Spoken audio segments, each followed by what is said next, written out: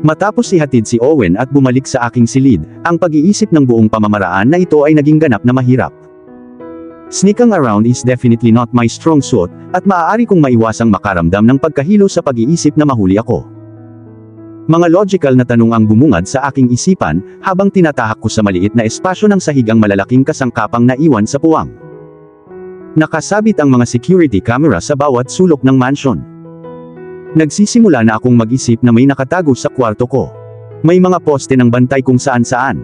I doubt na kilala silang lahat ni Matilda. Malamang may nakaistasyon sa labas mismo ng opisina. Paano namin malalampasan ang matatapang na soldiers na iyon?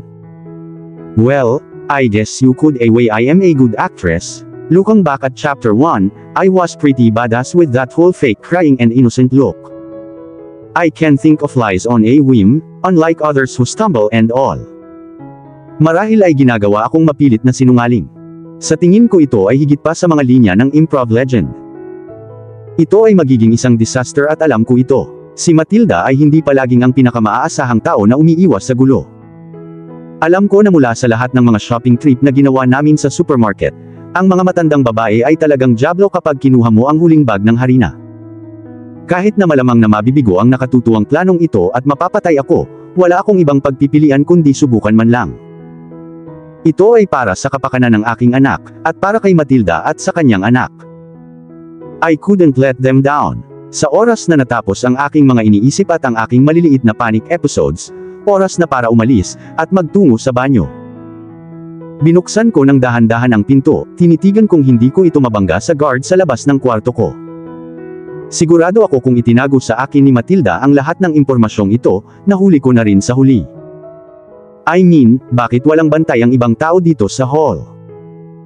Ang matangkad at buff guard na nagbabantay sa kwarto ko ay pasimpleng tumitig sa akin, na ikinagalit ko sa loob. Asshole, I'm going to the bathroom, patay sa mata kong sabi sa kanya. Hindi ako pupunta doon kahit saglit, kasing sama ng huling pagkakataon, dagdag ko ng mabilis na lumayo, nagpipigil ng tawa. Napakadali ng mga lalaking ito. Inabot ko ang hawakan ng banyo, dahan-dahan ko itong pinihit bago mabilis na pumasok sa loob. Medyo maganda sa banyo, halos kapareho ng itsura ng nasa estate ni Carter. Mahirap alisin ang aking mga mata mula sa mga natatanging disenyo ng mga tile, ngunit pagkatapos ay naalala ko kung ano ang nakataya, at na maaari kong tingnan ang napakarilag na banyo sa ibang pagkakataon. Matatagpuan ang pinto sa tapat mismo ng isa, na naging madali sa pagpasok sa kwarto. Ang kwarto ay halos kasing laki ng aking kwarto, sa pagkakataong ito, ang tema ay halos green scheme. Nagpa siya na huwag mahuli sa silid tulad ng ginawa ko sa banyo, mabilis akong pumunta sa kabilang pinto, binuksan ito ng bahagya. Nakakagulat na makitang walang mga bantay na nakalagay sa paligid ko. Ang aking katawan ay lumipat sa labas ng frame ng pinto ng palihim hanggat kaya ko, na hindi naman masyadong patago. Sa aking swerte, ang sinturon sa aking maong ay sumabit sa hawakan ng pinto. Dahil dito sa una ay nabigla ako, ngunit pagkatapos ng ilang segundo, maluwag ang aking pantalon, at papunta na ako sa pasilyo. Nakatayo si Matilda sa dulo ng hallway, naghihintay na maabutan ko siya. Siya ay mukhang kinakabahan at naiinip, ang kanyang paa ay tumatapik sa madilim na sahig na gawa sa kahoy na balisa. Habang papalapit ako, nagsimula siyang magsalita ng mabilis at matalas. Pinapunta ko ang guard dito para tingnan kung may tao sa gate. Kaunti lang ang oras mo, bilisan mo. Pinihit ni Matilda ang handle, marahas na itinulak ang pinto. Bilisan mo na, sambit niya, basically pushing me in. Pagpasok ko sa kwarto, sumara ang pinto sa likod ko. Medyo mas malaki ang opisina kaysa kay Carter, maraming walang kwentang libro ang nakapatong sa mga ceiling high bookshelves. Ang malaking mesa ng mahogany ay nakaupo sa gitna ng silid, mga tambak na papel at mga file na nakakalat sa itaas. Ito ay isang ganap na gulo. Sa paningin ng mga ito bagaman, itinulak ko ang lubos na disorganisasyon sa aking isip, at sprinted sa paligid nito. Mabilis, sinimulan ng mga kamay ko ang pag-flip ng mga papel at file mula sa pinakamalaking pile, sinusubukang maghanap ng kahit ano na may pangalan ni Carter. Nanginginig ang aking mga kamay nang iwanan ko ang unang tumpok, lumipat sa pangalawa. Ang bigat ng misyon na ito ay tunay na pumapasok, at natagpuan ko ang aking sarili na kailangang basahin ang bawat ilang pahina ng ilang beses upang i-proseso ang mga salita dito. Karamihan sa mga papeles sa desk ay mga kontrata ng negosyo at tulad nito sa hitsura nito, ngunit wala akong oras upang tingnan ang mga ito. Habang hinahanap ko ang huling tumpok sa ibabaw ng mesa, may nakita akong hindi ko inaasahan. Ang plain tan na folder ay puno ng mga papel at kung ano ang maaari kong ipagpalagay na mga bagay. Ang pinakatumatak sa akin ay ang pangalang nakasulat sa isang itim na Sharpie sa filing spot. Robel Suarez. Folder ko iyon. Ang lahat ng impormasyon mula sa mga taon na ginugol ko sa kanilang tabi ay narito. Lahat ng ginawa ni Jason para ipagkanulo ako ay nakaimbak sa matabang folder na ito. Isang kirot ang bumalot sa aking dibdib habang hawak ko ang floppy na bagay sa aking mga kamay. Pakiramdam niya ay hindi napasok ang katotohanan sa kanya, at ngayon ay nangyari na. Gusto niyang saktan si Carter, and we were just luck to find. Kami ni Owen ang pangunahing bahagi ng kanyang master plan. Ang gusto ko lang ay maging malaya, at mag-isa. Hindi ako nagkaroon ng pagkakataon. Ninakaw sa akin ni Carter yun, ninakaw sa akin yun ni Jason. Hell, even I stole that opportunity from myself. Nahulog ako sa isang mafia boss. Iyon ang aking pagbagsak. Noong pinalayas ako ng aking ama, dapat ay sumakay na ako sa unang bus papunta sa kahit saan. Baka sakaling malaya na ako. Ano ang magiging katumbas ng halaga kung wala si Owen? No, hindi ko kailanman hilingin na hindi na siya isinilang. Siya ang isang bagay na ipinagmamalaki ko sa shitty life na ito. Gumawa ako ng isang matalino at mapagmalasakit na batang lalaki, at iyon lang ang mahalaga sa akin. Ang kalayaan ay hindi magiging kalayaan kung wala ang aking anak. Walang saysay ang buhay kung wala siya. Nawala sa aking paningin ang tunog ng katok sa pinto ng opisina. Mabilis na sumilip si Matilda, binigyan ako ng tingin. Wala tayong oras para dito. Bilisan mo, bulalas niya, muling isinara ang pinto. Na nagpapadala sa akin sa isang siklab ng galit ng paghahanap medyo frantically. Binuksan ko ang mga drawer ng mesa, mabilis kong hinukay ang mga ito bago isinara ang mga ito para tingnan ang susunod. Hindi nagtagal, narating ko ang pinakamalaking drawer, at nakita kong nakalock ito. Wala akong nakitang susi sa mesa, na labis kong ikinabahala. Paano ko mabubuksan kung wala ito? Hairpins. Ang aking buhok ay bumagsak sa aking likod na walang humawak dito, ngunit mayroon akong alternatibo.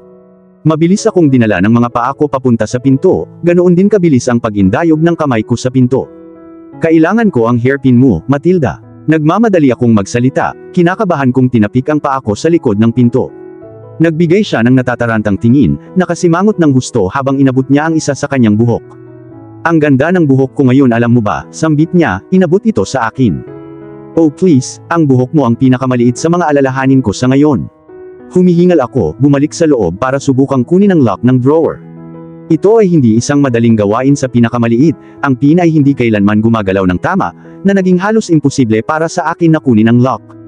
Bagaman, pagkatapos ng maraming pagsubok, at maraming mga daing ng pagkabigo, ang cabinet ay nabuksan, at pinabuksan ko ito. Bumaba ang aking mga mata upang makahanay sa mga tag sa mga folder, hinahanap ang mga pangalan hanggang sa makita nito ang susi ng ating kalayaan. Ang file. Ang maganda, katangi-tangi, kahangahangang file. Carter Crawford. Mabilis kong kinuha iyon mula sa drawer, ikinulong ito sa aking mga braso. Binuklat ng kamay ko ang cover ng file sa mga pahina sa loob, naghahanap ng numero, kahit anong numero na maaari kong tawagan para makipag-ugnayan sa kanya. Karamihan sa mga pahina ay nagbigay ng walang kwentang impormasyon tungkol sa kanyang mga deal sa kalakalan at tulad nito, ngunit pagkatapos na maghanap dito sa loob ng 1 minuto o 2, nakita ko kung ano mismo ang kailangan ko. Matapos ibalik ang folder sa cabinet, isinara ko ang drawer, tumayo ako. Nakahawak sa kamay ko ang pahina habang inabot ko ang gulo ng mesa niya sa wire-connected phone sa sulok ng desk niya. Itatype ko na sana ang mga numero ng malakas na nagsalita sa labas ng pinto. Medyo galit na galit ang boses ni Matilda, duda na kung sino man ang nandoon ay humarap sa amin. Kaya, ginawa ko kung ano ang gagawin ng sinumang matinong tao na sinusubukang hindi mamatay dahil binabalak nilang sumalungat sa isang malaking boss ng mafia. Nagtago ako, sa ilalim ng desk. Gaya ng nahulaan ko, bumukas ang pinto makalipas ang ilang sandali, at pumasok si Matilda at ang gwardya sa room. Walang tao dito, nanginginig na wika ni Matilda, medyo nanginginig sa boses. Umalangaw-ngaw ang malalakas na yabag habang pinagmamasdan ng gwardya ang tahimik na silid. Sinimulan niyang hawakan ang mesa, na automatikong nagpabilis ng tibok ng puso ko. So anong ginagawa mo sa labas ng pinto? Siya ay nagtatanong. Naramdaman ko ang pagtapak ng mga paa niya sa tabi ko habang umiikot siya sa upuan na nakaharang sa tumambad kong tagiliran. Naghihintay sa iyo. Medyo may kumpiyansa sa pagsasalita ni Matilda, tumutunog ang kanyang mga heels habang lumilipat siya ng ilang hakbang. Nakalimutan kong magtanong ng isa pang bagay sa iyo habang nandoon ka, ngunit napagpasyahan kong mas mabuti na maghintay ako hanggang sa bumalik ka. Madali siyang magsinungaling. Ngayon, pwede na ba tayong lumabas sa opisina ni Jace, Julian? Ang huling bagay na gusto ko ay upang hindi mahuli dito. Bumuntong hininga si Matilda, ang kanyang mga hakbang ay unti-unting lumalayo at patungo sa pintuan. Nag-aatubili, ang mga paa ng gwardya ay dahan-dahang lumayo, at ang pagklik sa pagbukas at pagsasara ng pinto ay narinig pagkaraan ng ilang sandali. Dahan-dahang gumalaw ang katawan ko mula sa masikip nitong posisyon, sumilip ang ulo ko mula sa desk para masigurado na wala na talaga ang guard. Matapos makitang malinaw ang baybayin, bumangon ako, hinugot ang papel mula sa aking dibdib, at sinimulang i-type ang numero dito. Itinapat ko sa tenga ko ang phone ko, ang bilis ng tibok ng puso ko sa dibdib ko. Hindi ko maiwasang magpalit ng timbang mula sa isang paa hanggang sa isa ay patuloy sa pagkabalisa. Unti-unting lumabas ang tunog ng ring mula sa telepono, at parang nagyelo ang oras. Ito ang pagkakataon ko na ilabas kami dito. Maaaring hindi rin ligtas si Carter, pero at least alam kung walang master plan sa kanya. Kumonekta ang tawag pagkatapos ng mahabang sandali ng pag-ring, at naramdaman ko ang hangin na nabara sa aking lalamunan. Ang pagkakataon ko, ang pagkakataon namin, ang tanging pag-asa namin. Dito, ngayon na. Hello, bumulong ang isang boses sa kabilang dulo. Ito ay tumatagal ng ilang sandali, ngunit huminga ako ng malalim bago nagsimulang magsalita ng mahina sa telepono. Hello, is this Carter? Lumunok ako, tinapik ang daliri ko sa desk na kinakabahan. Who's asking? Isang boses ang lumiwanag sa likod ng telepono. Parang masungit ang boses niya, hindi maaaring siya iyon. Robel, nagsasalita ako ng isa pang malalim na hininga, na nakatingin sa pinto ng opisina. Shit, nagmura ang lalaki sa linya, sandali. Tumahimik ang linya ng halos isang minuto, na nakakatakot ang ganap na impyerno sa akin. Hindi tuluyang mawawala ang guard. Pero hindi nagtagal, tumunog ang tunog ng isang taong gumagalaw sa telepono, at binigyan ako ng bagong boses, mas pamilyar. Robel, ikaw ba yan? Halos galit na nagsasalita si Carter sa telepono. Oo, ito nga, mabilis kong sabi sa kanya, nagpatuloy pagkatapos ng ilang sandali. Makinig kang mabuti, at huwag kang humadlang. Matigas ang boses ko habang kinakabahan akong muling sumulyap sa pinto. Ayos naman kami ni Owen, kinuha kami noong wedding natin kasama ang mga lalaking akala ko sayo. Ilang oras kaming nagbiyahe, at nagsimula na akong matakot, hanggang sa makarating kami sa estate na ito. Nandito si Jason, siya ang nagpapasok sa akin. All those years ago akala ko ligtas na kami, pero hindi pala. Sinabi sa akin ng asawa niya ang lahat ng plano niya at kung paanong siya ang humawak kay Owen para sa ransom. Sinubukan ni Carter na sumingit, ngunit mabilis ko siyang tinaboy. They are the same person. Just listen. I have the address of the estate.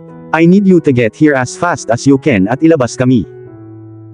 Not just us, but Matilda and her son Ricky also. Inosente sila. Dumukot ang kamay ko sa bulsa ko, inilabas ang maliit na piraso ng papel. Mabilis kong binasa sa kanya ang address bago ibinalik ang papel kung saan ko ito nakuha. Wala akong masyadong oras, kailangan ko nang umalis. Wala na akong magagawa mula rito. Nilinis ni Carter ang kanyang lalamunan sa pamamagitan ng telepono, isang mahabang buntong hininga ang kumawala sa kanyang mga labi. This is such a mess. Magmamadali ako at gagawin ko ang lahat ng aking makakaya sa lalong madaling panahon, ngunit kailangan kong manatili ka doon at siguraduhin walang mangyayari kay Owen. Huwag mo siyang mawala sa paningin mo. Naririnig mo ako? Oo, gagawin ko. Goodbye, Carter. This won't be easy. Napakaraming bantay sa paligid, mahirap pumunta kahit saan nang hindi nababantayan na parang lawin. Ang alam ko lang, kung hindi ka makakarating dito sa lalong madaling panahon, ang kay Jason ay magpapatuloy sa kanyang mga plano, at si Owen ay magiging walang ina. Wika ko, nagpakawalan ng mahabang buntong hininga. Ngayon kailangan kong tumakbo, goodbye.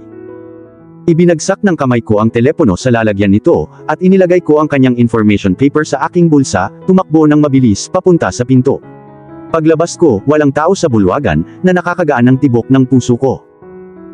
Dahan-dahan akong lumakad pabalik sa daan na aking pinanggalingan, huminga ng malalim, at nagdarasal na maging maayos ang lahat, at maging ligtas ang aking munting anak. Iyon lang ang mahalaga sa akin, kahit na ang ibig sabihin ay mawawalan siya ng ina sa kamay ni Jason. Hanggat siya ay malusog at ligtas, ikalulugod kong gawin ang sakripisyo. At dito na po, nagtatapos ang part 15 ng ating kwento.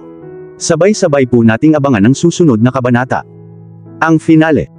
Maraming salamat po. God bless and stay safe.